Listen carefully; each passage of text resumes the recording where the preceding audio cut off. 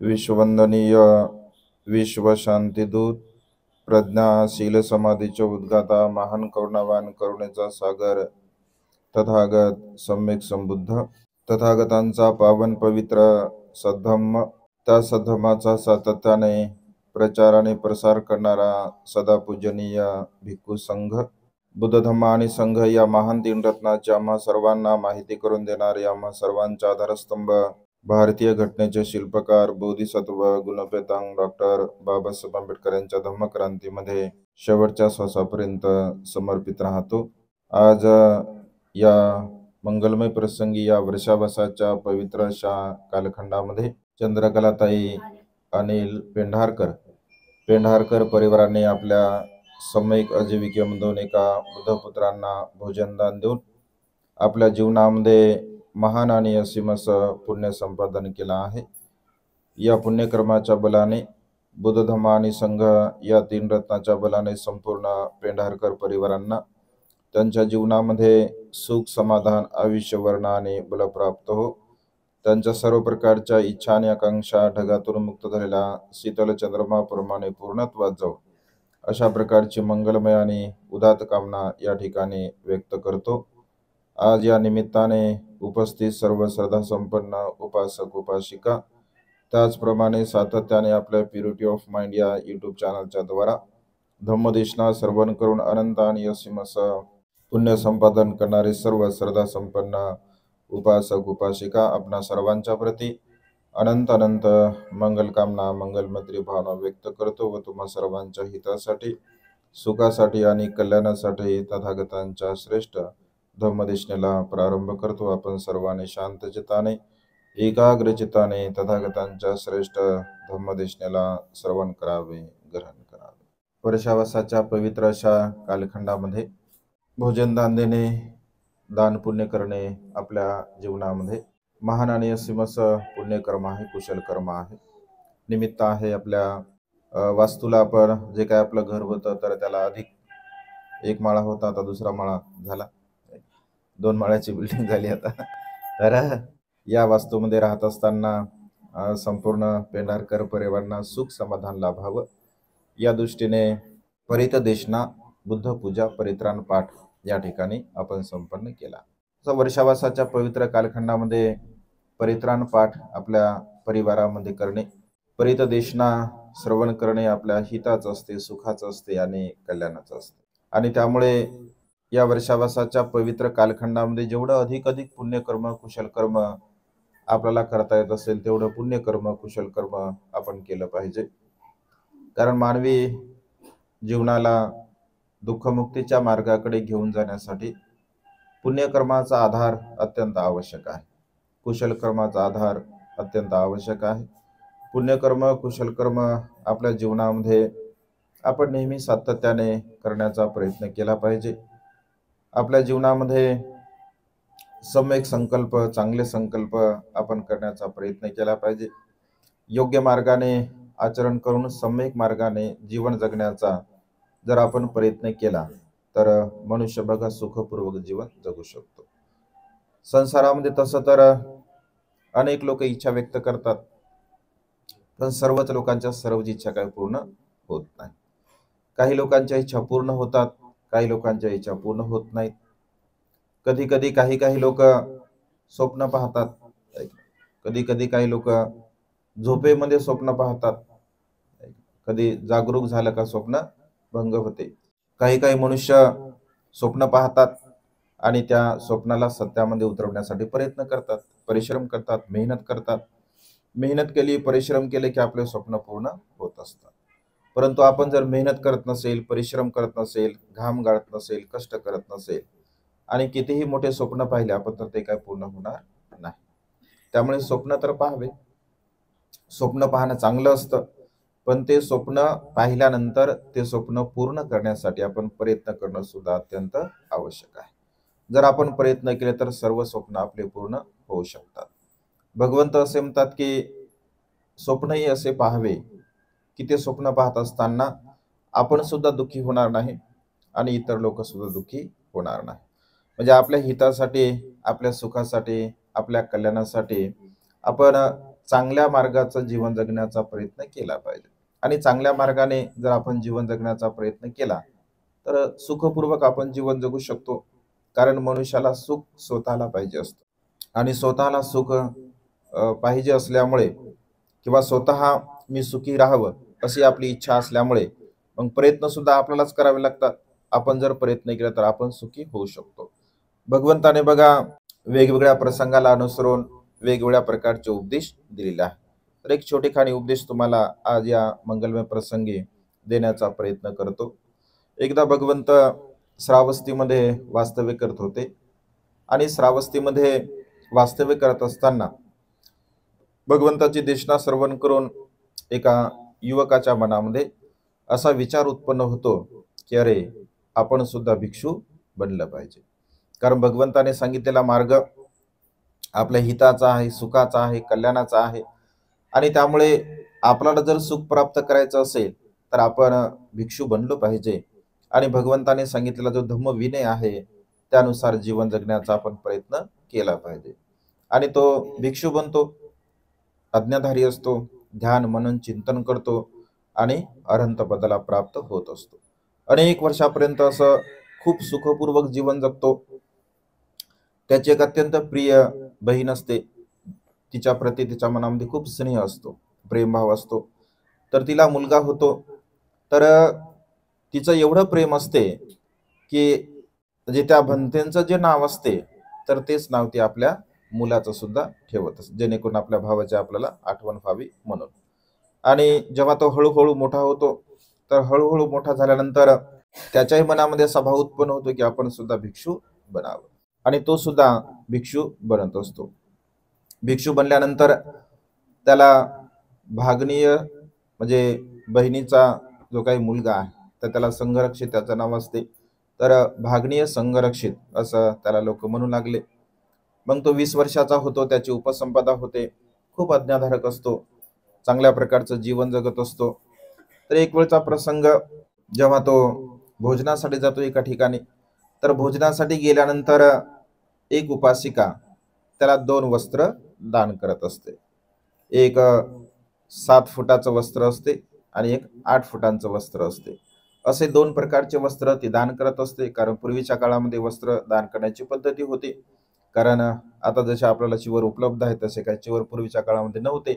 तर वस्त्र द्यायचे, कपडा द्यायचे आणि त्या कपड्याला नंतर मग भिक्षू आपल्या हाताने जसं पाहिजे तसं शिवत असत किंवा अन्य कामामध्ये त्याचा उपयोग केला जातो. जसं बेडशीट म्हणून उपयोग केला जात असे, पायदान तयार करण्यासाठी उपयोग केला जात असे, म्हणजे वेगवेगळ्या प्रकारचा स्वतःसाठी त्यांचा ते उपयोग करत असत. तर मग तो विचार करतो, त्याला दान भेटल्याबरोबर तो विचार असा करतो की 2 वस्त्र मला भेटले तर एक वस्त्र आपण आपल्या गुरुला दिलं पाहिजे, एक वस्त्र आपल्याकडे आपण ठेवलं पाहिजे, एक वस्त्र आपल्याकडे आपल्या गुरुला दिलं पाहिजे. कारण कृतज्ञ भाव असला पाहिजे ना गुरुच्या प्रती. एक ना कृतज्ञ भाव असणं आपल्या संसारामध्ये बघा एक सुखाचं माध्यम आहे. कारण ज्यांच्यामुळे आपल्याला धम्म प्राप्त झाला, ज्यांच्यामुळे हे सुख आपल्याला प्राप्त झालं, तर तो असा विचार करतो की माझ्या गुरुमुळे मला हे सर्व काही सुख प्राप्त झालेलं आहे. आणि ज्यांच्यामुळे आपल्याला सुख प्राप्त होते तर त्यांच्या प्रती कृतज्ञ भाव ठेवला पाहिजे. जसं बाबासाहेबांच्या प्रती एक ना आपल्या मनामध्ये कृतज्ञ भाव आहे. कारण बाबासाहेबांनी आपल्याला धम्म दिला, बाबासाहेबांनी आपल्याला सुखाचा मार्ग दिला आणि त्यामुळे बाबासाहेबांच्या प्रती आपल्या मनामध्ये कृतज्ञ भाव आहे. म्हणजे ज्यांच्याकडून काही आपल्याला चांगलं मिळत असतं तर त्यांच्या प्रती कृतज्ञ भाव आपण आपल्या मनामध्ये ठेवला पाहिजे. मग त्याला सुद्धा असं वाटतं की अरे, आपण आपल्या गुरुप्रती कृतज्ञ भाव ठेवला पाहिजे. तर गुरुला आपण 8 मीटरचं जे वस्त्र आहे, 8 तर ते मीटर वस्त्र आपण दिलं पाहिजे. आपण 7 मीटरचं आपल्याकडे ठेवलं पाहिजे. तर जातो तो गुरुच्या निवासस्थानी. गुरु बाहेर गेलेले असतात. तर तो खूप आज्ञाधारक असतो.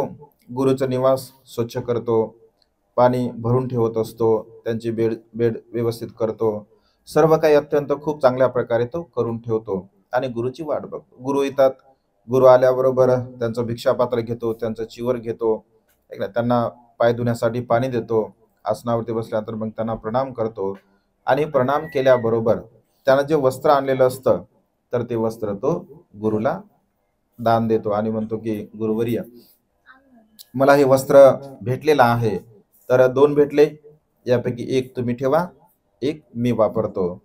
तर गुरु असं म्हणतात की मला काय त्याची आवश्यकता नाही, माझ्याकडे ऑलरेडी चिवर आहे आणि माझ्याकडे असल्यामुळे मला त्याची आवश्यकता नाही. पण तो म्हणतो की गुरुवरी नाही असं, कारण जेव्हा त्या भगिनीने मला ते वस्त्र दिलं, अगदी त्या क्षणी माझ्या चित्तामध्ये असा विचार उत्पन्न झाला की हे मी गुरुला दिलं पाहिजे. भगवान म्हणजे म्हणते माझ्या मनामध्ये तो भाव उत्पन्न झाला, तर हे माझं दान तुम्ही स्वीकारा, दानाचा स्वीकार करा. पण पुन्हा सुद्धा गुरु म्हणतात की नाही, मला माझ्याकडे जेवढं आवश्यक आहे तेवढे वस्त्र माझ्याकडे आहे, मी काय तुझं ते स्वीकारू शकत नाही. असं म्हटल्याबरोबर बघा त्याला वाईट वाटते. तो पंखेना म्हणजे गुरुला हवा घालत असतो, तर त्याला वाईट वाटते आणि तो विचार करतो की अरे मी एवढ्या श्रद्धेनं भिक्षू झालो, ठीक आहे, मी एवढ्या श्रद्धेनं भंतेना चिवर दिलं, मी एवढ्या श्रद्धेनं भंतेची सेवा करतो, मी सर्व काही एवढं चांगलं कर्म करतो आणि बघा भंतेना मी चिवर देत आहे, तर भंतेने माझं काय चिवर स्वीकारलं नाही. मग त्याला ते वाईट वाटते. मग त्याला वाईट वाटते ते असं विचार करते की मग काय फायदा आपला भिक्खू जीवनामध्ये राहून. कारण मनुष्याच्या मनामध्ये कधी कधी बघा निगेटिव्ह जी गोष्ट असते ती लगेच निर्माण होते आणि मग तो विचार करतो की काय उपयोग आहे ऐक ना आपलं इथं राहून, तर मग काय करावं.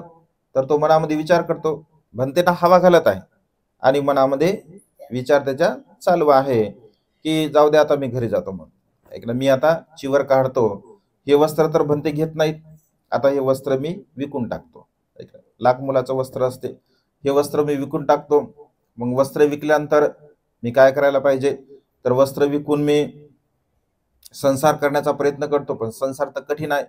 मग पुन्हा असा विचार करतो, हा वस्त्र घेतो मी आणि या वस्त्राची एक बकरी घेतो, जे पैसे माझ्याकडे येतील तर त्याच्या मी बकऱ्या घेतो. मग त्या बकऱ्याची एक बकरी होईल, एकची दोन होईल, दोनची तीन होईल आणि अशा पद्धतीने बकऱ्या खूप मोठ्या होतील, जास्त होतील. मग जास्त बकऱ्या झाल्या की मग पुन्हा ते मी विकेल, पुन्हा विकेल, विकल्यानंतर माझ्याकडे पैसा पुष्कळ पैसा येईल आणि पैसा आल्यानंतर मग मी लग्न करेल. कारण दुसरी गोष्ट काय, लग्न करेल मी, लग्न केल्यानंतर मग माझी पत्नी, मला मुलं होतील, मग माझ्या मुलं माझ्या पत्नीला घेऊन भंतेला वंदन करायला येईल. मनामध्ये विचार चालला, हवा घालत येतो भंतेंना, कारण स्वप्नाच्या दुनियेमध्ये लोक राहतात ऐक. तर पुन्हा तो असा विचार करतो, मग माझा मुलगा होईल, मग मी गाडी बैलाने भंतेला भेटायसाठी येईल आणि भंतेना भेटायसाठी आल्यानंतर मग मी माझ्या पत्नीला म्हणेल की मुलगा माझ्याकडे दे, पत्नी म्हणेल की मी मुलगा काही देणार नाही.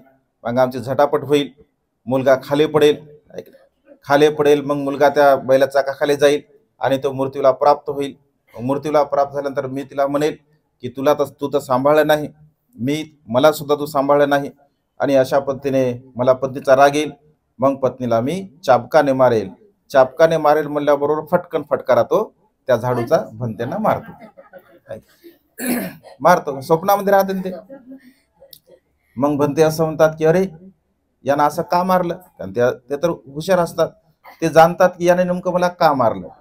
मग हे पूर्ण त्याच्या चित्ताला जाणतात आणि म्हणतात की संघरक्षित, तू पत्नीला तर काय मारू शकला नाही, पण मला मात्र तू फटका मारून दिला. माझा काय दोष होता का, माझा काहीच दोष नव्हता, पण तू फटका तर मला मात्र मारून दिला. असं म्हटल्याबरोबर त्याला वाटते अरे हे तर मी तर माझ्या मनात विचार करत होतो, माझ्या मनातले विचार माझ्या गुरुने जाणले. कारण गुरु तर परिचित ज्ञानी असतात आणि त्याला बघा पश्चाताप होतो आणि तो म्हणतो मी आता तर कसंच राहत नाही, आता मी तो पळून जातो. पळून झालं की भंते सांगतात दुसऱ्या सामन्याला की त्याला पकडा.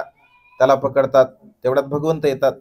मग भगवंत म्हणतात की काय झालं, का पळून जात आहे. तर तो सांगतो की भगवान माझं काही लक्ष लागत नाही. मग नेमकं का लागत नाही, तर मग तो सगळी हकीकत सांगत असतो. तर भगवंत असे म्हणतात की बघा हे आपलं चित्त फार चंचल आहे, आपलं मन फार चंचल आहे, मन फार दुर्गम्य आहे, मन फार कठीण आहे. हे दुर्गामी मन असल्यामुळे, हे चंचल मन असल्यामुळे मनुष्याच्या विचारामध्ये असंख्य विचार उत्पन्न होत असतात. मग तू चांगल्या प्रकारे तुझ्या मनावरती संयम ठेवू शकत नाही का, तू चांगल्या प्रकारे एक आदर्श भिक्षू बनू शकत नाही का, तू चांगल्या प्रकारे एक आदर्श व्यक्ती बनू शकत नाही का. तुला करायचं का आहे, तर तुला फक्त तुझ्या मनावरती संयम ठेवायचा आहे, तुझ्या मनावरती तुला विजय मिळवायचा आहे. आणि या चंचल मनाला जर तू संयमित ठेवलं तर बघा तू सुखाच्या मार्गाकडे जाऊ शकतो. कारण मनुष्याच्या जीवनाचं सुखाचं माध्यम कोणतं आहे, तर मन आहे आपलं. आहे की नाही? मनामुळे मनुष्य सुखी होत असतो आणि मनामुळे मनुष्य दुःखी होत असतो. आणि त्यामुळे भगवंत असे म्हणतात की आपल्या मनामध्ये उत्पन्न होणारे जे विकार असतात, मग राग असेल, द्वेष असेल, लोभ असेल, मोह, मीपणा, अहंपणा, गर्व, ईर्ष्या, ही सर्व प्रकारची विकार आपण आपल्या मनातील नष्ट करण्याचा आपण प्रयत्न केला पाहिजे. एक चांगला संकल्प आपल्या जीवनामध्ये आपण करण्याचा प्रयत्न केला पाहिजे. कारण मनुष्याचं जीवन फार क्षणभंगूर आहे असं भगवंताने म्हटलंय. कधी केव्हा कुठे मनुष्य मृत्यूला प्राप्त होईल सांगता येत नाही. क्षणाचा मनुष्याचा भरोसा नाही आहे. आणि त्यामुळे भगवंत असे म्हणतात की आपल्या जीवनामध्ये आपण खूप चांगल्या प्रकारचे कुशल कर्म केले पाहिजे, खूप चांगल्या प्रकारचे पुण्यकर्म केले पाहिजे. आपल्या स्वतःला जर सुख प्राप्त करून घ्यायचं असेल तर आपण स्वतः चांगले कर्म केले पाहिजे. कारण आपण जशा प्रकारची कर्म करतो तशा प्रकारचं सुख आणि दुःख आपल्या जीवनामध्ये आपल्याला प्राप्त होत असते. भगवंत असे म्हणतात की जर आपण वाईट कर्म केले, अकुशल कर्म केलं, पाप कर्म केलं तर आपल्याला दुःख प्राप्त होत असते. आपण जर कुशल कर्म केले, पुण्य कर्म केले, चांगल्या प्रकारची कर्म केले तर सुख सुद्धा आपल्या जीवनामध्ये आपल्याला प्राप्त होत असते. आणि त्यामुळे प्रत्यक्ष रूपाने ऐक ना, उघड्या डोळ्याने आपण जीवन जगण्याचा प्रयत्न केला पाहिजे. डोळे बंद करून स्वप्नाच्या दुनियेमध्ये जर आपण जीवन जगत असेल तर तो मनुष्य कधीही बघा सुखाला प्राप्त होऊ शकत नाही. कारण सम्यक दृष्टी आपल्याकडे असणं अत्यंत गरजेचं आहे. आपल्या हिताचं काय आहे, आपल्या सुखाचं काय, आपल्या कल्याणाचं काय, काय केल्यामुळे आपल्याला सुख प्राप्त होईल, काय केल्यामुळे आपलं जीवन मंगलमय होईल, अशा पद्धतीने बघा आपण चिंतन मनन करण्याचा प्रयत्न केला पाहिजे. आणि सुखाच्या मार्गाने आपण नेहमी जीवन जगण्याचा प्रयत्न केला पाहिजे. आणि त्यामुळे सातत्याने बघा आपण कुशल कर्म करावे, पुण्यकर्म करावं, दान कर्म करावं, शील पालन करावं आणि आपल्या जीवनामध्ये एक चांगल्या प्रकारचं अधिष्ठान आपण केलं पाहिजे. मी तर नेहमी सांगत असतो की जे जे काही आपण कुशल कर्म करतो, पुण्यकर्म करत असतो, तर ते कुशल कर्म, ते पुण्यकर्म आपलं अधिष्ठान पूर्ततेसाठी आपण ते करण्याचा प्रयत्न करावा. आणि त्यामुळे जीवनामध्ये चांगल्या प्रकारचे संकल्प आपण केले पाहिजे. बाबासाहेबांच्या एक ना पुण्यामुळे बघा एवढं मोठं वैभव आपल्याला हे प्राप्त झालं आहे. बाबासाहेबांचे असंख्य आणि असीम उपकार आपल्यावरती आहे, ज्या उपकाराची आपण कधीही परतफेड करू शकत नाही. एवढे महान उपकार बाबासाहेबांचे आहे.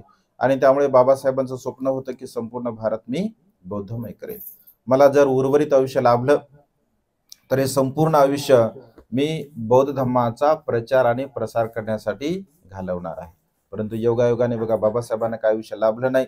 आणि त्यामुळे बाबासाहेबांचा हा संकल्प, बाबासाहेबांचं हे स्वप्न आपल्याला पूर्ण करायचं आहे. आणि त्यामुळे सातत्याने आपल्या जीवनामध्ये आपण नेहमी कुशल कर्म, पुण्यकर्म करण्याचा प्रयत्न केला पाहिजे. आपण जे जे संकल्प करत असतो ते संकल्प पूर्ण करण्यासाठी आपण सातत्याने प्रयत्न केले पाहिजे. धम्म कार्य करण्यासाठी जे काही संकल्प केले गेले असतात त्या संकल्पासाठी सुद्धा आपण तन मन धनाने सहकार्य केलं पाहिजे. कारण ते संकल्प आपल्या जीवनामध्ये बाबासाहेबांच्या धम्मक्रांतीला गतिमान करण्यासाठी बघा तयार होत असतात. ते संकल्प आपल्याला प्राप्त होत असतात. आणि त्यामुळे आपण सुद्धा जळगावमध्ये संकल्प केला आहे. ताईने सुद्धा आपल्या जो काही आपण जागा घेतली बघा त्या जागेसाठी अनेक उपासक, काल आपण जे जे जे जागेचे मालक आहेत तर त्यांना बघा आपण काल 8 लाख रुपये दिलेले आहे. 8 लाख रुपये आपण त्यांना काल दिले. आणि 1 वर्षाचे आपले डील आता फायनल झालेले आहे. आणि त्यानंतर मग आपल्याला 1 वर्षानंतर त्यांना 1 कोटी रुपये द्यायचे आहे. म्हणजे 1 कोटीमध्ये आपण 16.5 एकर जागा घेतलेली आहे. काल आता सौदा आपला पक्का झाला आणि त्यामुळे आता काही चिंता नाही आहे. हा 25% कार्यक्रम जरा थांबवला आम्ही काल, कारण काल उशीर तिकडच झाला आम्हाला. काल गेलो होतो आम्ही तर त्यांना बोलून सांगलं, म्हटलं बाकीचे पैसे वगैरे भरायचे आहे आणि त्यामुळे सध्याच काही एवढं होणार नाही, बाकी 2-3 महिन्यानंतर तुम्हाला आम्ही आणखी देऊ असं मी त्यांना बोललो. आणि मग त्यांनी सुद्धा ते म्हणजे मान्य केलं. तर ते 2-3 महिन्यावरती गेले आणि 2-3 महिन्यामध्ये आपण तो व्यवस्था म्हणजे करून घेणार आहोत. तर अशा पद्धतीने बघा संकल्प जर आपले चांगले असतील, बघा प्रामाणिकपणे जर आपण काम करत असेल, ऐक ना, प्रामाणिक जर आपला उद्देश असेल तर बघा निसर्ग सुद्धा आपल्याला साथ देत असते. त्याला तर देवता लोक म्हटलं भगवंताने. आणि त्यामुळे या निसर्गामध्ये फुललाई फुलाची पाकळी आहे. या संकल्पामध्ये, बाबासाहेबांच्या संकल्पामध्ये आपण जे जे काही करत असतो, कारण हे संपूर्ण जीवन आपलं बघा बाबासाहेबांमुळे आपल्याला प्राप्त झालेलं आहे. असंख्य महाराष्ट्रातील उपासक उपासिका बघा या संकल्पासाठी म्हणजे तयार आहेत आणि त्यामुळे आता अधिक आपण लोकांना त्या पद्धतीने तयार करू शकतो, कारण आपलं थोडंसं म्हणजे तळ्यात मळ्यात होतं, आता पूर्ण फायनल झाल्यामुळे. आणि या संकल्पासाठी बिराडी परिवाराने सुद्धा जे आपण म्हणजे अधिष्ठान केलं आहे, तर पेंढारकर परिवार सुद्धा त्या अधिष्ठानामध्ये म्हणजे पूर्णत्वास आहेत. आमच्या बिराडी आई सुद्धा त्या अधिष्ठानामध्ये आहेत, निकम आई सुद्धा आहेत, आपल्या भालेरावबाई सुद्धा आहेत. असे असंख्य उपासक उपासिका बघा यामध्ये ते होत आहे.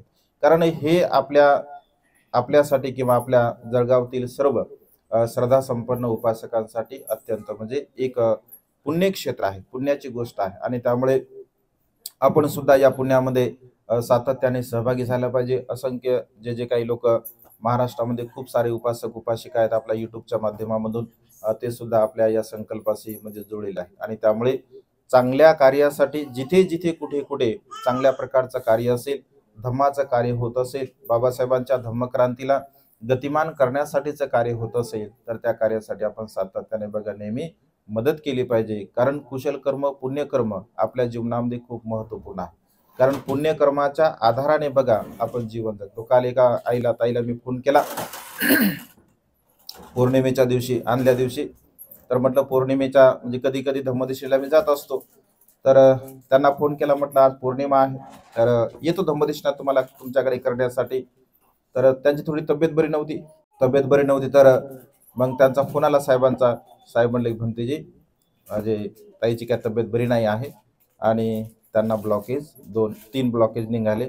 डॉक्टरनी 2.5 लाख रुपये खर्च सांगितले आणि रोज फिरायच्या, म्हणजे सकाळी रोज कंटिन्यू म्हणजे फिरणं चालू होतं. म्हणजे माणसाच्या जीवनाचा बिलकुल भरोसा नाही. कधी काय होईल, केव्हा काय होईल ते काही सांगता येत नाही बघा.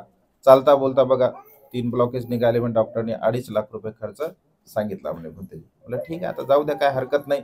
कारण निसर्गाच्या नियमाला अनुसरून सुख दुःख तर आपल्या जीवनामध्ये येतेच, पण आपण पुढे पुढे चाललं पाहिजे. जीवन आहे ताईला सुद्धा त्या दिवशी भेटल्या आपला तर चांगल्याच होत्या, नंतर 2 दिवसामध्ये दवाखान्यामध्ये ऍडमिट केलं गेलं. म्हणजे हे जे आपल्या जीवनामध्ये प्रसंग येत असतात, सुखाचे दुःखाचे प्रसंग आपल्या जीवनामध्ये चालूच असतात. आणि त्यामुळे या सुख दुःखाला आपल्याला अधिक अधिक जर म्हणजे दुःखाला नष्ट करून सुखाला वाढवायचं आहे, तर पुण्याचा संचय आपल्या जीवनामध्ये असणं अत्यंत आवश्यक आहे.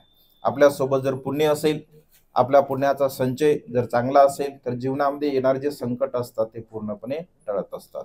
आणि त्यामुळे थोकं थोकं पुण्य करोती असं भगवंताने म्हटलं. थोडे थोडे पुण्यकर्म, थोडे थोडे कुशल कर्म आपण रोज आणि रोज आपल्या जीवनामध्ये करण्याचा प्रयत्न केला पाहिजे. आणि त्यामुळे आज या मंगलमय प्रसंगी पेंढारकर परिवारांनी अत्यंत श्रद्धेने एका बुद्धपुत्रांना भोजनदान दिलं. आपणा सर्वांना सुद्धा भोजनदान आहे. हे जे त्यांचा आज कुशल कर्म आहे, पुण्यकर्म आहे, या संपूर्ण कुशल कर्माच्या बलाने, बुद्ध धम्म आणि संघ या 3 रत्नाच्या बलाने संपूर्ण पेंढारकर परिवारांना त्यांच्या जीवनामध्ये सुख समाधान आयुष्य वर्ण आणि बल प्राप्त हो. त्यांच्या सर्व प्रकारच्या इच्छा आणि आकांक्षा ढगातून मुक्त झालेल्या शीतल चंद्रमाप्रमाणे पूर्णत्वात जाऊ, अशा प्रकारची मंगलमय आणि उदात कामना या ठिकाणी व्यक्त करतो आणि छोटीशी धम्मदेशना संपन्न करतो. सर्वांचं मंगल हो, सर्वांचं कल्याण हो, सर्वांना दीर्घायुष्य लाभो. बुद्धं नमामि, धम्मं नमामि, संघं नमामि. आशीर्वाद कथा होईल. सबिंतिवो विभजन्तो संपरोगो विनाशतो, माते भवत्वन्तरायो सुखी दीर्घायिको भव. भवतु सर्वमङ्गलं, रक्षन्तु सर्वदेवता, सर्वबुद्धानु सर्वधम्मानु सर्वसङ्घानुभावेन सदा सोत्थि भवन्तु ते. आयु आरोग्य संपत्ति सगसंपत्तिमेवञ्च ततो निब्बान संपत्ति इमिनाते समिज्जतु. इच्छितं पतितं तुय्यं क्षिप्पमेव समिज्जतु. सबे पुरन्तु चितसंकप्पा चन्दोपनरसो यथा. अभिवादनशीलिस्स निचं वधापचारिणो. चतारो धम्मा वर्धन्ति आयुवन्नो सुखं बलन्ति. बुद्धं नमामि, धम्मं नमामि, सुखियो मंगलो कल्याणो दीर्घायुष्य लाभो इच्छा आकांक्षा पूर्ण सुख।